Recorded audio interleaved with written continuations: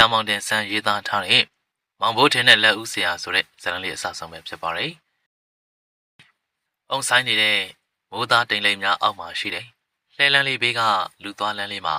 လူနှစ်ယောက်လမ်းလျှောက်နေတယ်။အရွယ်ရောက်လူငယ်လေးမောင်ဘိုးထင်တဲ့အသက်30ကျော်လူရွယ်တဦးတို့ဖြစ်တယ်။မောင်ဘိုးထင်ဟာလွယ်အိတ်ကိုလွယ်ထားပြီးတော့ပစိုးနဲ့ထုတ်ထားတဲ့အဝတ်စားထုတ်ကိုလက်ကဆွဲလို့လမ်းလျှောက်နေရင်ခမ ्या တို့ရွာကလည်းမရောက်သေးဘူးလားဗျာ။နေတော့မွန်းတယ်နေဘာမှလည်းမစားသေးဘူး။ငါကောင်စိတ်ညစ်မနေနဲ့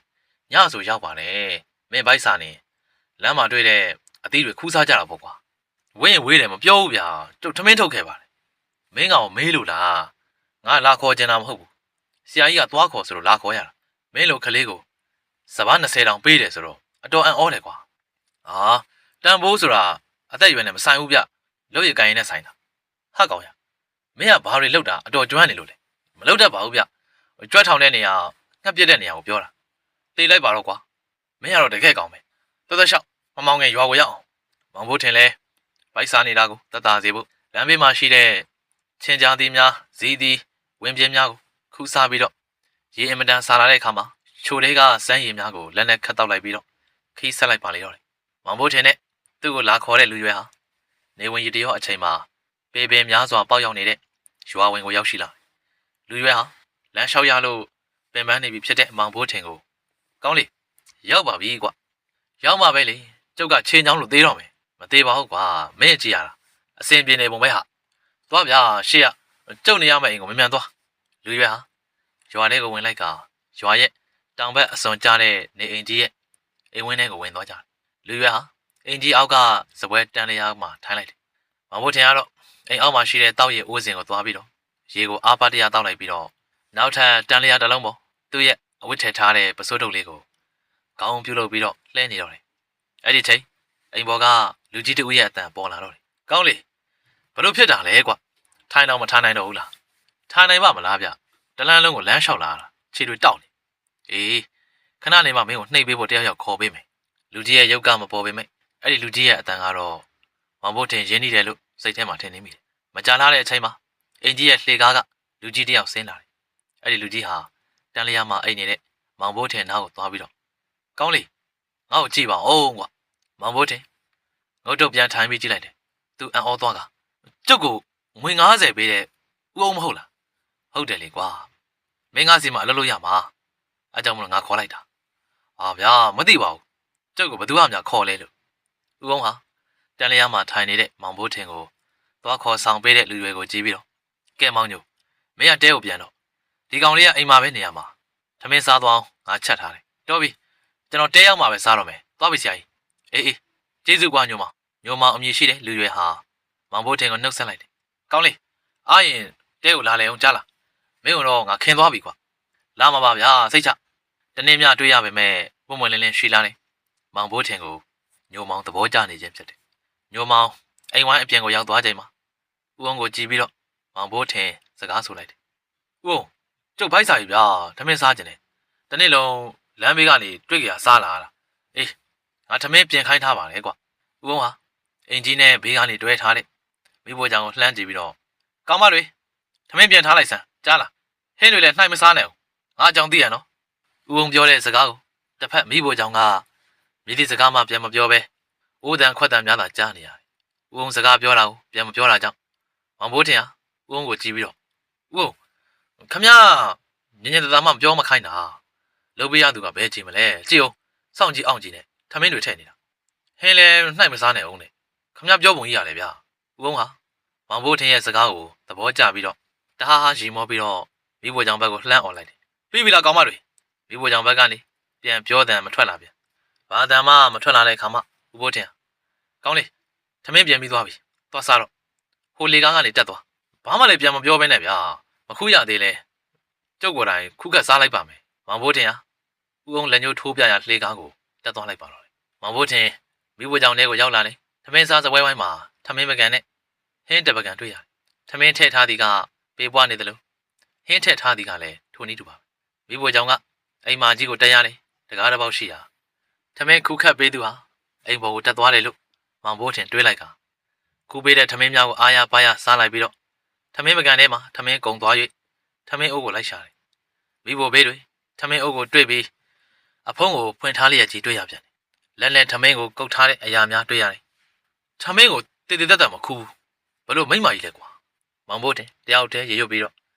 ့ထမင်းကိုထည့်ပြီးဘိုက်ဝအောင်စားလိုက်ပြီးတော့အိမ်အောက်ကိုပြန်ဆင်းလာတယ်အဲဒီနောက်အိမ်အောက်စပွဲတန်းလျားမှာထိုင်နေတဲ့ဦးအောင်အနာကိုသွားပြီးတော့ဦးအောင်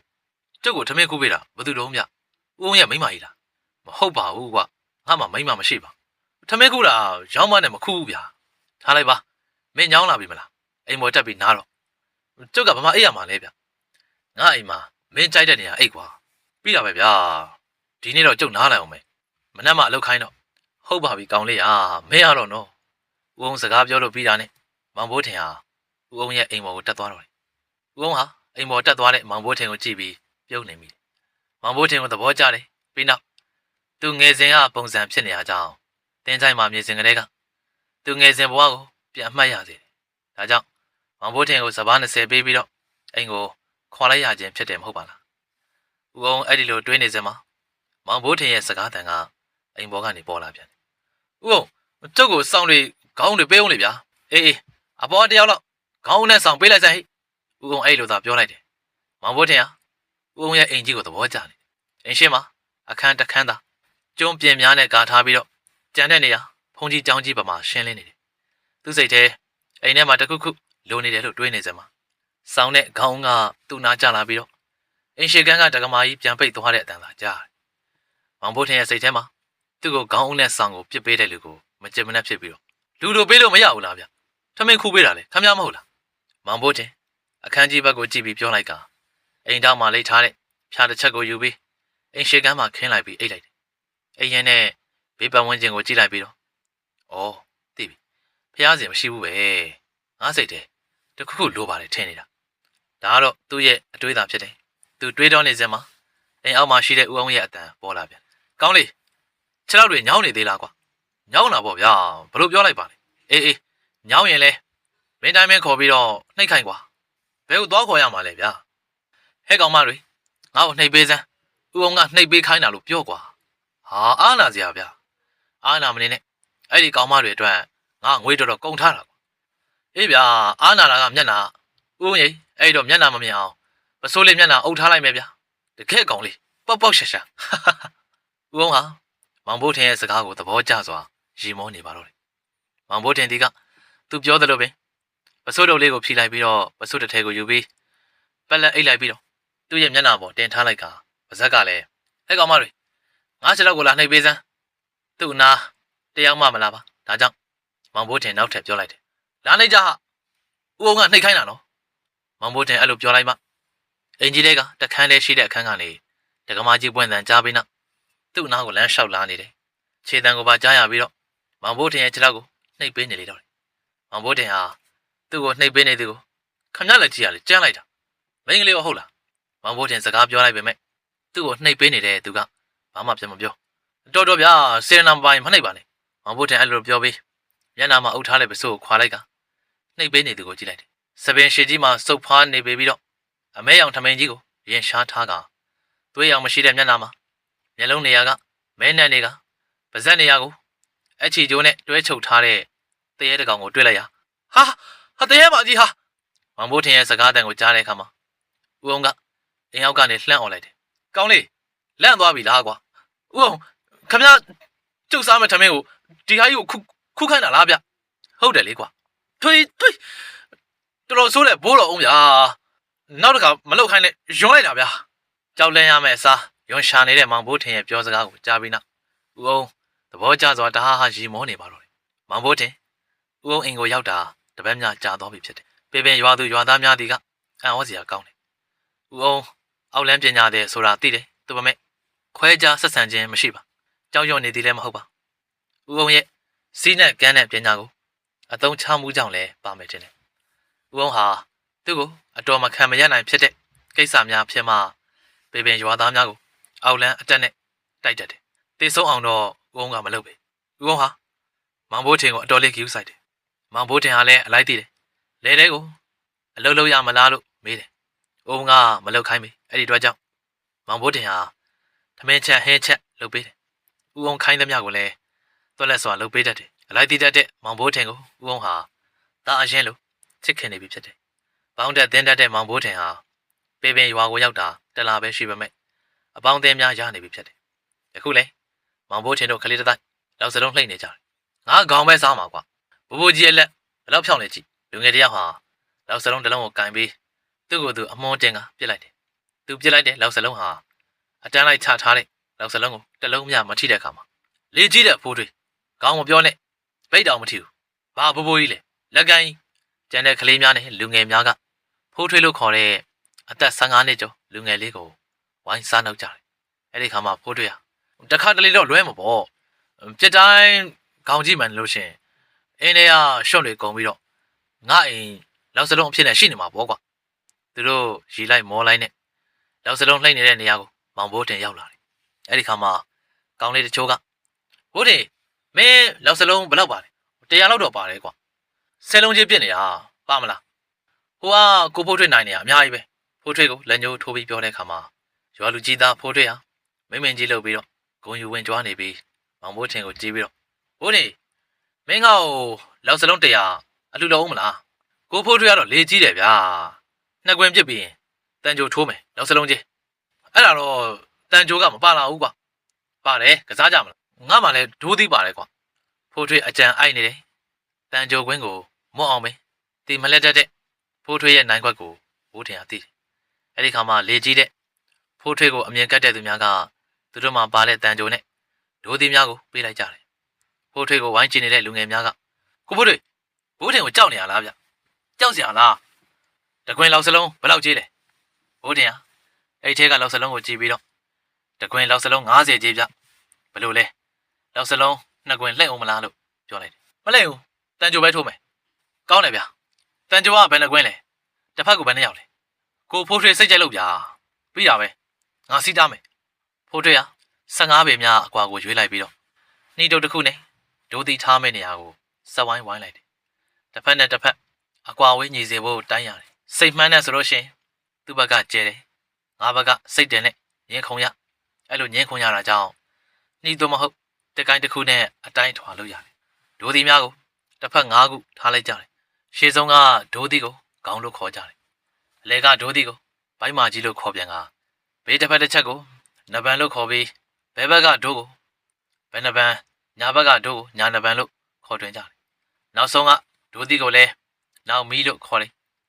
ဒိုးသီး5ခုလုံးကိုတန်ကြိုလို့ခေါ်တယ်တန်ခွင်းလေးများဖြစ်အကုန်မှန်အောင်ပြစ်နိုင်တယ်အဲ့ဒီပြစ်နိုင်တဲ့ဘက်ကအနိုင်ရတယ်တန်ကြိုထိုးရမှာစီကံလေးများရှိသေးတယ်ပေါက်မရဆိုတဲ့စီကံဖြစ်တယ်ခေါင်းလို့ခေါ်တဲ့ဒိုးရဲ့နောက်ကိုမြောင်ပြီးကျလာတဲ့တန်ကြိုကဒိုးများကိုထိမှန်လို့ရှင်မရဘူးနောက်ကျတယ်လို့ခေါ်ကြတယ်နဗန်နှစ်ဖက်ကျန်က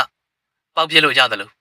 ့ဒိုးတစ်ခုတည်းကျန်လို့ရှိရင်လည်းပေါက်ပြစ်လို့ရတယ်ပေါက်ဆိုဒီမှာတန်ကြိုကိုလှည့်ပြီးတက်တက်ကြောင်ပြစ်ချင်းကိုဆိုတယ်ကျေးလက်တောရွာများမှာတော့ဒီကစားနည်းဟာခလေးလူကြီးလူရွယ်လူငယ်မရွေးကစားကြတယ်အခုလဲမောင်ဘိုးထင်တို့လောက်စလုံးကြီးတန်ကြိုထိုးနေကြတယ်ဘိုးထင်ကပေါက်ပြစ်ရမှာတော်တယ်ဖိုးထွေးဘက်က2ယောက်ဘိုးထင်ဘက်က2ယောက်တစ်ဖက်တစ်ချက်ရှင်ပြိုင်နေကြတယ်တန်ကြိုများကိုတားနိုင်ဖို့ဒိုးများနောက်မှာတစ်သားတုံးလေးများခံထားကြတယ်ယခုကလေးများလူငယ်များကစားနေကြတယ်သူတို့ကစားပြီးတဲ့အခါမှာလူရွယ်လူကြီးများနေလည်နေခင်းကစားကြသည်မှာနေတိုင်းလိုပဲဖြစ်တယ်ကိုဖိုးထွေးခမရတန်ကြိုကြီးကဂလန်ကြီးတော့မလဲဘူးမလဲဒိုးမပေးဘူးနော်ဟုတ်တယ်ဖိုးထွေးတန်ကြိုလဲအောင်ထိုးဟာဘိုးထင်တို့ဟာတန်ကြိုကိုတစ်ဖက်နဲ့တစ်ဖက်ကိုရည်သွေးတဲ့စကားများပြောပြီးထိုးနေကြတယ်ကြည့်တာဒါညာကန့်လေဟာတကယ်အကန့်ဝင်သွားတယ်ဟာပြန်ကြည့်တာဒီဟာတန်းထိုးလို့ခေါ်တယ်တန်းထိုးကဂျိုးမလဲဘူးမပေးဘူးမညစ်တဲ့ဘိုးထင်ကငါဒီတိုင်းပဲထိုးတတ်တာမရဘူးနောက်စလုံးချက်ကစားနေရမပေးနိုင်ဘူးကိုဘိုးထွေးအေးကွာမပေးနဲ့ပြန်ဆိုင်ကိုဘိုးထွေးကြည့်တာနဗန်လေးကိုပေါက်ပြမယ်ကြည့်တာဒါညာကန်လေးရော့ဒီမှာပေါက်လေးထုပြမယ်ဆက်ကြည့်တာဒီဟာကတဘိုးကြီးလို့ခေါ်တယ်ဘိုးထင်ရဲ့အတန်ကစားနေတယ်သူပြောတဲ့အတိုင်းအကုန်ဟုတ်နေ၍ဖိုးထွေးမျက်နှာသုံးမုံနေတယ်တပွဲချုံမကျင်းနဲ့ဖိုးထွေးထပ်ပြီးတော့စိန်ခေါ်တာနဲ့ဖိုးထွေးလောက်စလုံးလှည့်ရမှာနိုင်ထားတဲ့လောက်စလုံးလေးများကုန်ပြီဖြစ်တယ်အဲ့ဒီခါမှာဖိုးထွေးဟာဘိုးထင်ကိုကုန်ပြီဘိုးထင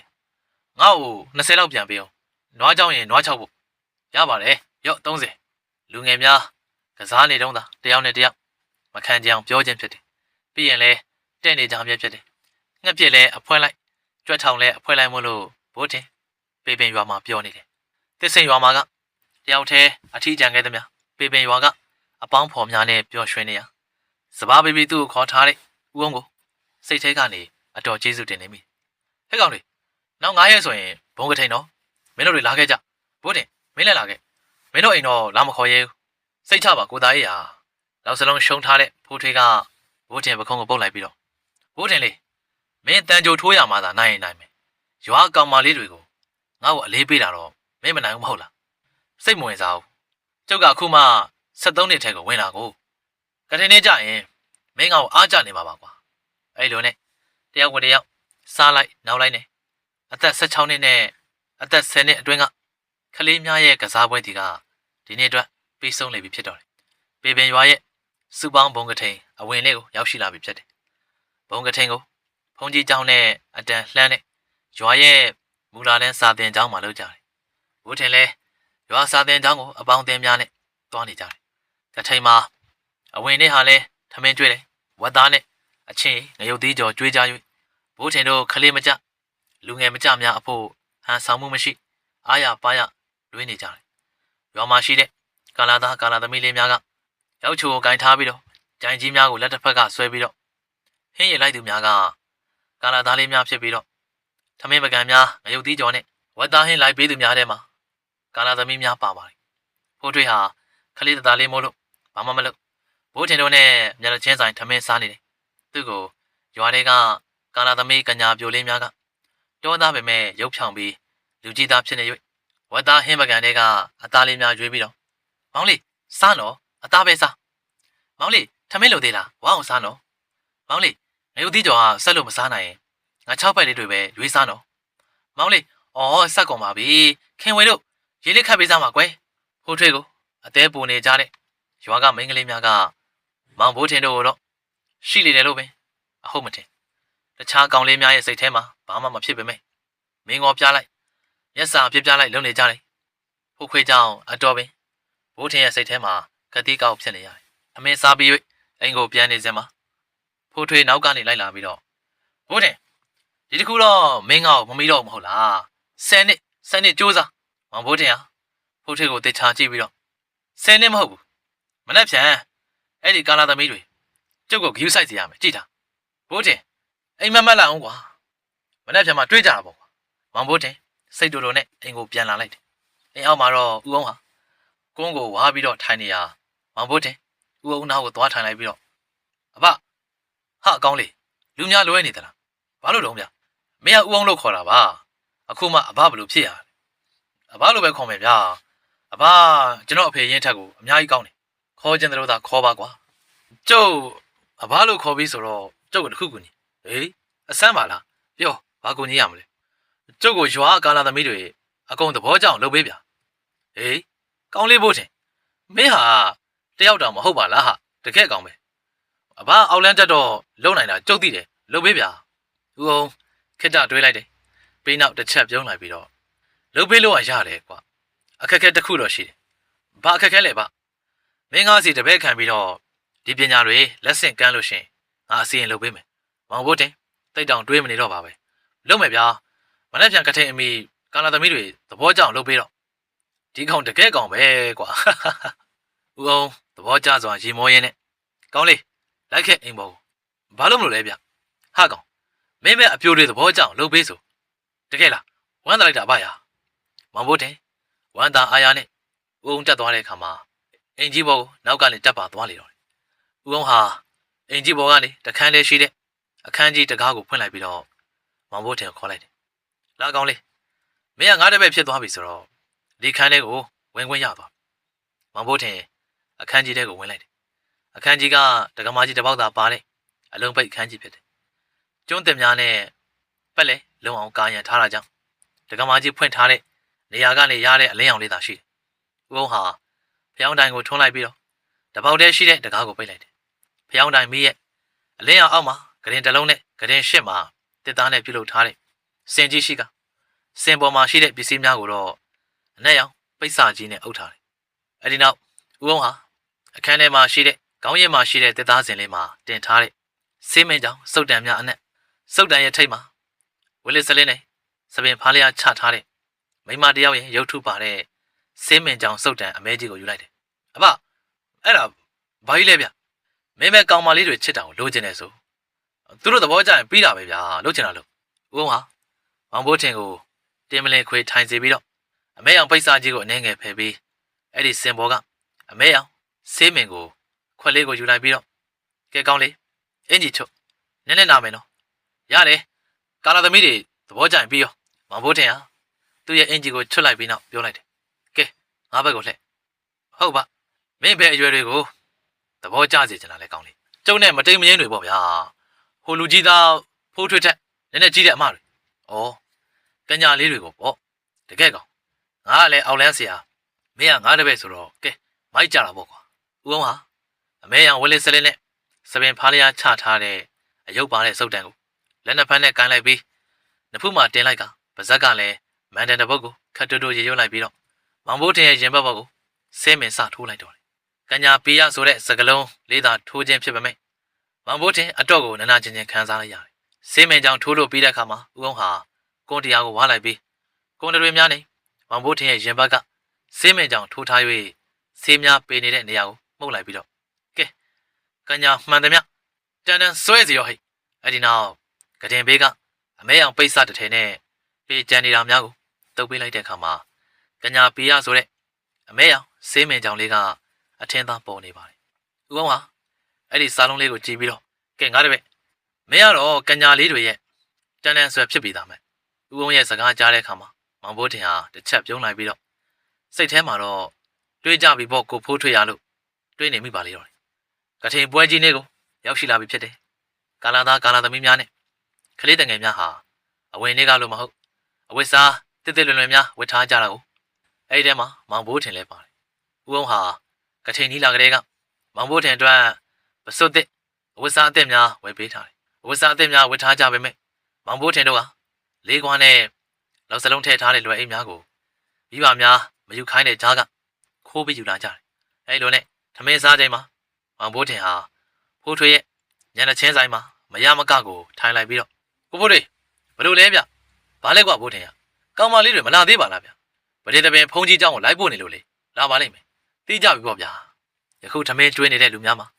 အသက်20ကျော်အပြိုများဖြစ်နေ၍မောင်ဘိုးထင်တို့ရဲ့တိုင်ပွဲတီကအဖြစ်မပေါ်ခြင်းဖြစ်တယ်သူတို့ထမင်းမကန်ကုံသွားချိန်မှာထမင်းကျွေးနေတဲ့အပြိုများကနောက်ကနေရောက်လာတဲ့10ကျော်သက်ပြိုကညာလေးများကိုမြင်တဲ့အခါမှာကဲမိဘုံတို့မိသေးတို့ညီတို့ထမင်းကျွေးလှည့်ကိုရောက်ပြီငါတို့ကျောင်းရှိဖျားသွားလိုက်အောင်မယ်ကာလာသားကြီးများကလည်းအပြိုများနေရာရွှေ့သွားတာနဲ့သူတို့ရဲ့မျက်လုံးများကအသက်18အထက်လူငယ်လေးများကိုထမင်းကျွေးကူဖို့မျက်စောင်းထိုးလာကြရလူငယ်လေးများဟာခမကြီးတို့ကမျိုးမျိုးပဲအခုနကျွေးကူမယ်ဆိုတော့ညင်းနေပြီအခုမှလာခိုင်းနေမလုပ်ဘူးဗျာအဲ့လိုမလုပ်ပါနဲ့ညီလေးတို့ရာတလင်းခေါင်းရင်ခေါ်မယ်ကွာမင်းတို့